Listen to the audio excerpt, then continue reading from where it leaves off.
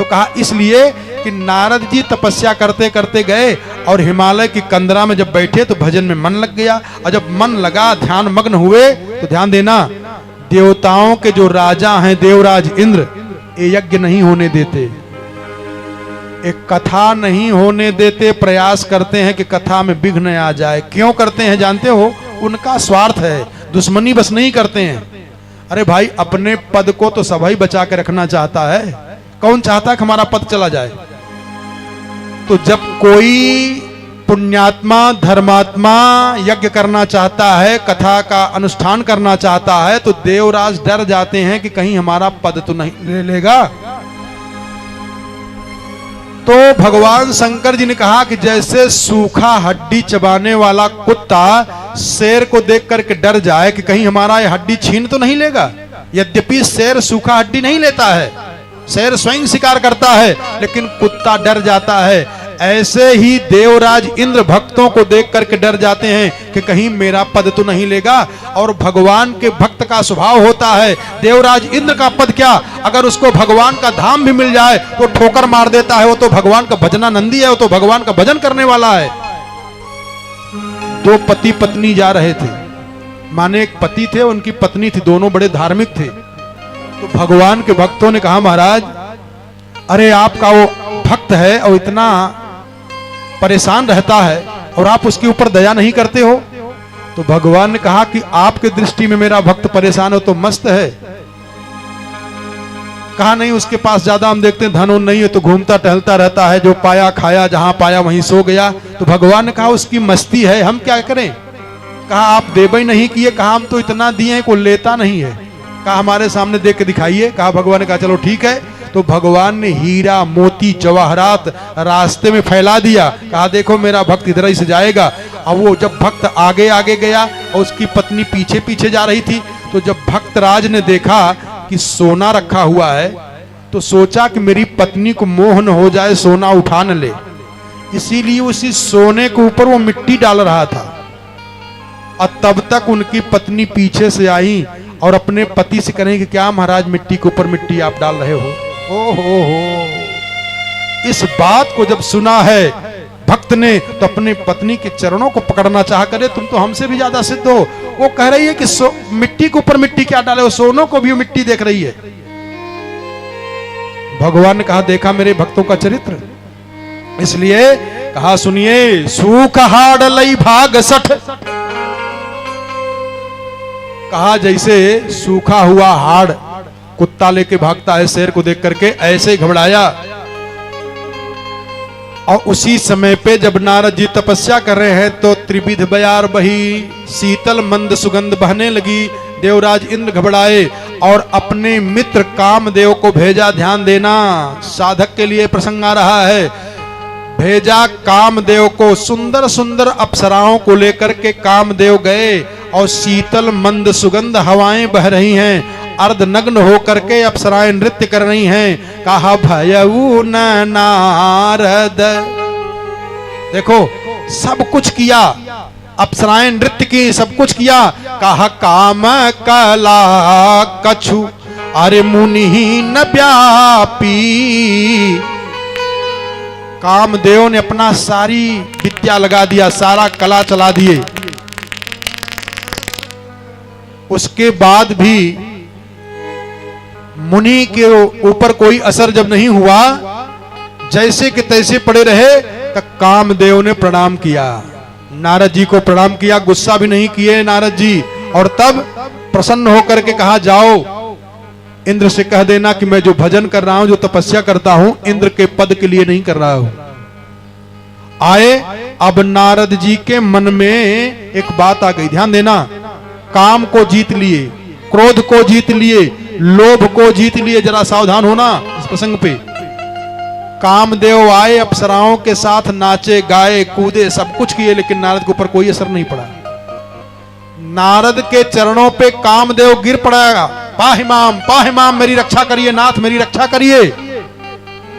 नारद जी ने मुस्कुराया, कहा जाओ इंद्र से कह देना कि मैं इंद्र के पद के लिए तपस्या नहीं कर रहा हूं। न गुस्सा आया और इंद्र के पद को पैर के ठोकर से मार दिया। और काम को भी जीत लिया। तीनों को जीता कि नहीं? और बाबा ने बताया है कि तात तीन अति प्रबल खल, अरे काम क्रोध लोभ। जरा कथा पर ध्यान दो, नारद जी तीनों को जीते, को जीतने के बाद नारद गिर गए। क्यों? ये सिखाएगी कथा। एक को कोई जीत लेता है, महापुरुष बन जाता है। ध्यान देना, ये षड विकार जो हैं, साधु कौन है, संत कौन है, महात्मा कौन है, हंस कौन है, परमहंस कौन है, ये लाल पीला कपड़ा पहनने से नहीं होता है। उसकी योग्यता होती है, उसकी क्षमता होती है। ध्यान देना, जो काम के बसीभूत होता है वो जीवात्मा है, और जो काम से निर्लिप्त हो जाता है वो महात्मा है, और जो काम को अपने बस में कर लेता है वो परमात्मा है। नारद जी ने तीनों को जीता है, काम को भी जीता, क्रोध को भी जीता, लोभ को भी जीता, लेकिन इसके बाद आगे देखिएगा इनका पतन हो जाता है विश्वमोहिनी के विवाह में। क्यों? इतनी उच्च शिखर पर बैठने के बाद ये गिर पड़ते हैं। क्यों? कारण क्या है? ये कथा सिखाएगी। जैसे आप देखो, कई लोगों को, चाहे राजनीतिक क्षेत्र हो, चाहे आर्थिक क्षेत्र हो, चाहे पद प्रतिष्ठा का क्षेत्र हो, बड़े उच्च शिखर पर बैठने के बाद वो गिर पड़ता है। क्यों? कारण क्या है? कथा। नारद जी के मन में आया कि मैंने काम को जीत लिया है, क्रोध को जीत लिया है, लोभ को जीत लिया है, और निषेध मुख से अपना बड़खान करना शुरू कर दिए हैं। ब्रह्मा जी के पास गए और ब्रह्मा जी से कहा हमने तो जीत लिया।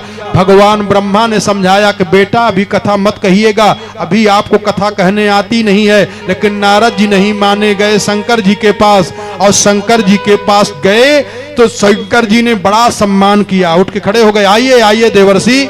नारद जी को लगा के देखा, हमने काम को जीता है, क्रोध को जीता है। ये तो काम को जीते थे, क्रोध को नहीं जीत पाए थे। क्रोधे के नाते तो कामदेव को जला दिए थे। इसलिए शंकर जी से बड़ा मैं हूं। शंकर जी कामदेव को तो जीते, लेकिन क्रोध इतना आ गया कि कामदेव को जला करके भस्म कर दिए थे। उनको बैठवा दो। तो कामदेव को जीते, और कामदेव को जीतने के बाद क्रोध को भी जीते, इंद्र के पद के लोभ को भी जीत लिए। परिणाम क्या हुआ? शंकर जी के पास गए, और शंकर जी के पास पहुंचने पर कहा मार चरित। ध्यान देना, राम कथा गाने वाला काम कथा सुनाना शुरू कर दिया। कहां? भगवान शंकर जी के पास। कहा मार चरित शंकर ही सुनाए। शंकर जी ने कहा करे राम राम, जो राम राम जपने वाला था वो काम काम जप रहा है। देखो ध्यान देना जरा, कितनी सूक्ष्म बारीकी है यहां पर। ध्यान दें, कई लोग ऐसे मिलते हैं साधक, इतना नाटक कर जाते हैं ना, इतना नाटक कर जाते हैं कि हद हो गया है भाई। कलयुग में तो और ही ज्यादा हो गया। ऐसे साधक मिल जाते हैं, काम पैसा छूते नहीं अपने हाथ से। तो कहा तब क्या करते हैं? कहा कमंडलवा में डाल दो, लो हाथ से नहीं छुएंगे, कमंडल में डाल दो। ऐसे लोग हैं, हम औरत से छूबा ही नहीं करते, औरत को देखते भी नहीं है, दुनिया भर का नाटक कर जाते हैं। गौतम बुद्ध के 2 शिष्य थे, और दोनों गए नदी के किनारे बैठ के जप कर रहे थे। तब तक एक स्त्री डूब रही थी। डूबे उतराए, और एक शिष्य गौतम बुद्ध का कूद पड़ा नदी में उस औरत को बचाने के लिए।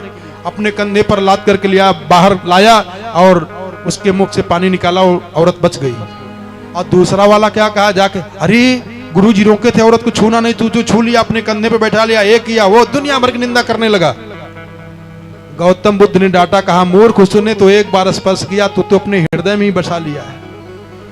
एक विधि मुख से बखान होता है, एक निषेध मुख से बखान होता है। ये ध्यान देना, नारद जी स्त्रियों के ऊपर बखान कर रहे हैं, लेकिन निषेध मुख से। जहां पहुंचे वहीं नारद ये कहें, जानते हो मैं कितना तपस्वी हूं? अरे कामदेव आया था, बड़ी सुंदर सुंदर अप्सराओं को लेकर के आया था, जिनको देख करके विश्वामित्र जी मोहित हो गए थे। ऐसी और सुंदर सुंदर लाया था, लेकिन हमारे ऊपर कोई असर पड़ा? अब वही चर्चा बार बार, वही चर्चा बार बार, वही चर्चा बार बार, जहां जाए वही। तो शंकर जी ने कहा कि बार बार बिनवऊं मुनि तो ही। महाराज आपको कथा कहने आती नहीं है, मैं आपसे निवेदन कर रहा हूं, तो नारद जी सोचे कि हम तो नहु से बड़े हो गए, तभी हमसे विनम्रता से निवेदन कर रहे हैं। कहा बार बार अरे बिनवऊं मुनि तो ही, अजीमी यह कथा सुनाय मोही, अरे तिमि जानी हरी। कथा कहने की शैली आपको नहीं मालूम है महाराज, मैं आपसे निवेदन कर रहा हूं कि कहा तिमि जानी हरि, सुनायहु कबहू। भगवान हरि के सामने, विष्णु भगवान के सामने ऐसा प्रसंग मत सुना देना, कहा चले वो प्रसंग अरे दुरायहु तबहू।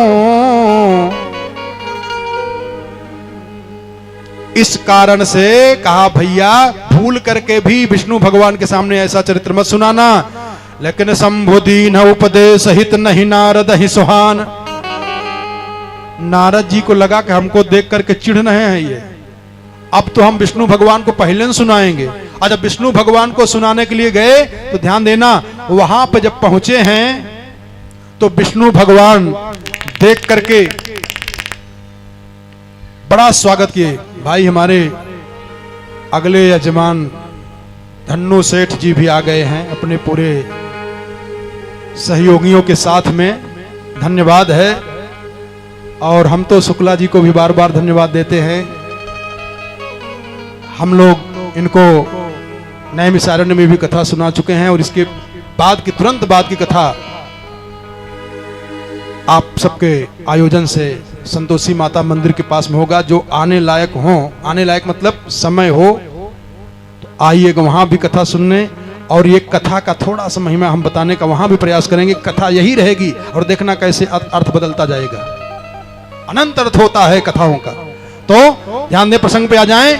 कहा नारद जी दौड़ करके गए कहां? विष्णु भगवान के पास। शंकर जी रोके लेकिन माने नहीं, वहीं पहुंच गए। और वहां जब गए तो भगवान शंकर जी ने बड़ा सुंदर समझाया था, लेकिन समझ में इनको बात नहीं आई। और जब विष्णु भगवान ने स्वागत किया, आइए आइए महाराज, बड़ा बढ़िया आपने किया है। बोले भी हंसी चराचर राया। हंस करके भगवान विष्णु बोले, बेहस माने खूब खिलखिला के हंसे। आइए, हंसे क्यों जानते हो? कि जगत गुरु ने इनको समझाया लेकिन फिर भी इनको बात समझ में नहीं आई, मेरे पास चले आए हैं। और बड़े प्रसन्नता के साथ कहा, बहुते दिन कीन मुनि दाया। भगवान विष्णु खुद ही करें कि आपने बड़ा कृपा किया, हमारे ऊपर दया किए जो चले आए हैं। अब नारद जी जब पहुंचे वहां तो वहां भी पहुंच करके नारद जी ने कहा, महाराज सबका आशीर्वाद, आपका आशीर्वाद है। और जब प्रसंग शुरू किए तो कहां से शुरू किए? कहा का